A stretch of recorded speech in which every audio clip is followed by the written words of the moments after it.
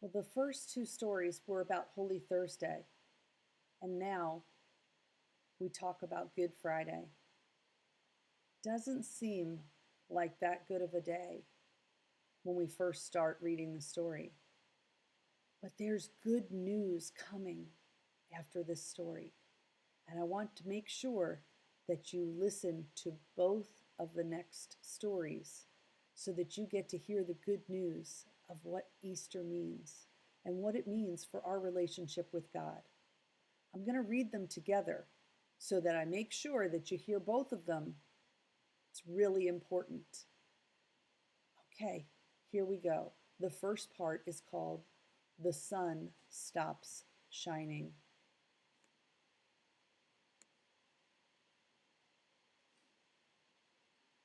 So you're a king, are you? The Roman soldiers jeered. Then you'll need a crown and a robe. They gave Jesus a crown made of thorns and put a purple robe on him and pretended to bow down to him. Your Majesty, they said. Then they whipped him and spat on him.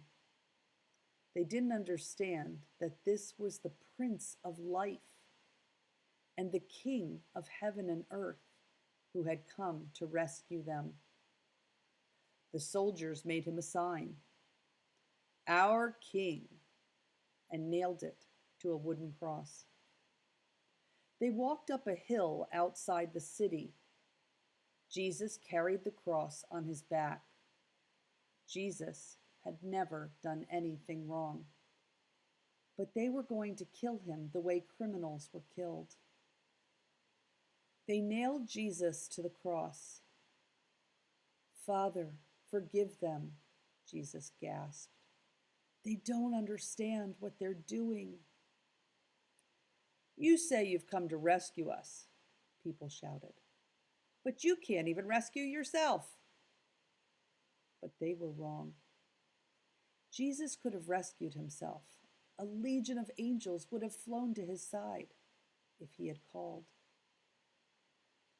If you were really the Son of God, you could just climb down off that cross, they said. And of course, they were right. Jesus could have just climbed down. Actually, he could have just said a word and made it all stop, like when he healed the little girl and stilled the storm and fed 5,000 people. But Jesus stayed. You see, they didn't understand. It wasn't the nails that kept Jesus there. It was love. Papa, Jesus cried, frantically searching the sky. Papa, where are you? Don't leave me. And for the first time, and the last, when he spoke, nothing happened. Just a horrible, endless silence. God didn't answer. He turned away from his boy. Tears rolled down his face. The face of the one who would wipe away every tear from every eye. Even though it was midday, a dreadful darkness covered the face of the world. The sun could not shine. The earth trembled and quaked. The great mountains shook. Rocks split in two, until it seemed that the whole world would break, that creation itself would tear apart. The full force of the storm of God's fierce anger at sin was coming down on his own Son instead of his people. It was the only way God could destroy sin and not destroy his children whose hearts were filled with sin. Then Jesus shouted out in a loud voice, It is finished! And it was. He had done it. Jesus had rescued the whole world. Father, Jesus cried, I give you my life. And with a great sigh, he let himself die. Strange clouds and shadows filled the sky, purple orange, black, like a bruise. Jesus' friends gently carried Jesus. They laid Jesus in a new tomb carved out of rock. How could Jesus die? What had gone wrong? What did it mean? They didn't know anything anymore, except they did know their hearts were breaking. That's the end of Jesus, the leaders said. But just to be sure, they sent strong soldiers to guard the tomb. They hauled a huge stone in front of the door of the tomb so that no one could get in or out. Here's the next part of the story. It's called God's Wonderful Surprise, the Resurrection. Jesus' friends were sad. They would never see their best friend again. How could this happen? Wasn't Jesus the rescuer? The king God had promised? It wasn't supposed to end like this. Yes, but who said anything about the end? Just before sunrise, on the third day, God sent an earthquake and an angel from heaven. When the guards saw the angel, they fell down in fright. The angel rolled the huge stone away, sat on top of it, and waited.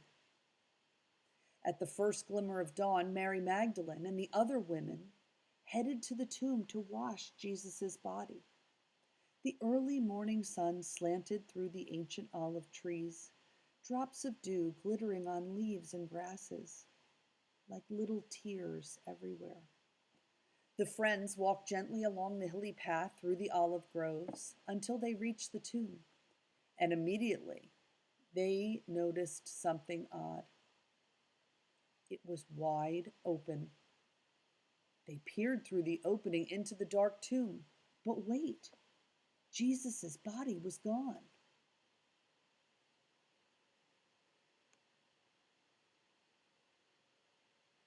And something else. A shining man was there, with clothes made from lightning. Don't be scared, the angel said. But they couldn't help it. They screamed anyway. The angel asked them, "What are you doing here? This is a tomb, and tombs are for dead people." The women couldn't speak. "Jesus isn't dead anymore," he said. "He's alive again."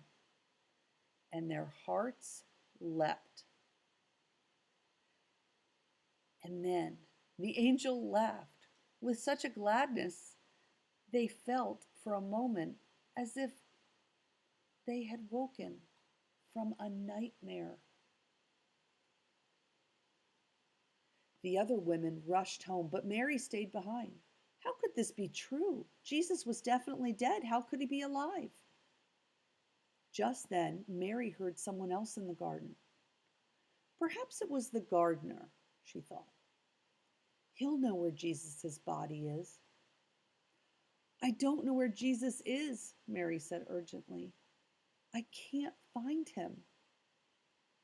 But it was all right. Jesus knew where she was, and he had found her. "Mary!" Only one person said her name like that. She could hear her heart thumping. She turned around. She could just make out a figure. She shaded her eyes to see and thought she was dreaming. But she wasn't dreaming. She was seeing. "Jesus!" Mary fell to the ground. Suddenly, tears filled her eyes and great sobs shook her whole body. And all she wanted in that moment was to cling to Jesus and never let go. "You'll be able to hold on to me later, Mary," Jesus said gently, "and always be close to me. But now, go and tell the others that I'm alive." Mary ran and ran all the way to the city. She had never run so fast or so far in her whole life. She felt she could have run forever. She didn't even feel like her feet touched the ground. The sun seemed to be dancing and gleaming and bounding across the sky, racing with her and shining brighter than she ever could remember the clean, fresh air. And it seemed to her that morning, as she ran, almost as if the whole world had been made anew, almost as if the whole world was singing for joy. The trees, the tiny sounds in the grass, the birds, her heart. Was God really making everything sad come untrue? Was he making even death come untrue? She couldn't wait to tell Jesus' friends. They wouldn't believe it, she laughed. She was right, of course.